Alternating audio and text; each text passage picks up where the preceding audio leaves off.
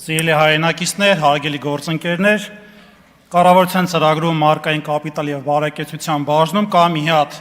կարևոր ձևակերպում, որի մեջբերում ուզում եմ հիմա անել։ Տաղանդի բացահայտում, որի իրացմամբ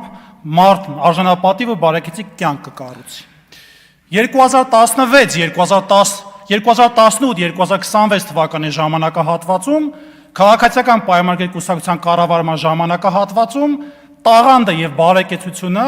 ներողություն եմ խնդրում այդ ձևակերպման համար, քացու տակ են գցվել այս իշխանության կողմից։ Հայաստանի Հանրապետությունը միջքան տաղանդավոր մարդիկ կան, ովքեր փորձել են սուր քննադատության ենթարկել այսօրվա իշխանությանը, կամ գործից են ազատվել, կամ քրեական հետապնդման են ենթարկվել, կամ էլ առհասարակ իրենց նկատմամբ իրականացել է քաղաքական կոշտ հռետորաբանություն։ Որպես օրինակ պրոֆեսոր Արմեն Չարչյանը, Արփինե Սողոյանը,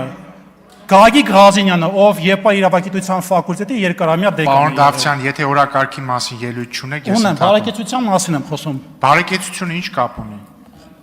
Բարեկեցության մասին է քննարկումը, շարունակեմ, շատ կարճ ժամանակ չի մնացել։ Հասարակական կյանքում մարդկանց դեմ իրականացվող հետապնդումները ուղիղ թիրախավորում են այնպիսի մարդկանց, ովքեր պետք է բարեկեցություն ստեղծեն իրենց տաղանդով։ Տաղանդավոր մարդիկ իրենց գործունեությամբ այսօր Հայաստանի Հանրապետությունում ունեն հստակ արգելք եւ այն բռնաճնշումները, որոնք իրականացվում են տաղանդավոր մարդկանց նկատմամբ, առաջի հերթին ետ է վանում մեր ապագա սերունդին, ով պետք է օրինակ ծառայի, օրինակ վերցնի մեր տաղանդավոր մեծերից եւ իրականացված այդ օրինակով նոր բարեկեցություն ստեղծի հասարակության համար։ Ես կարծում եմ, որ այսօրվա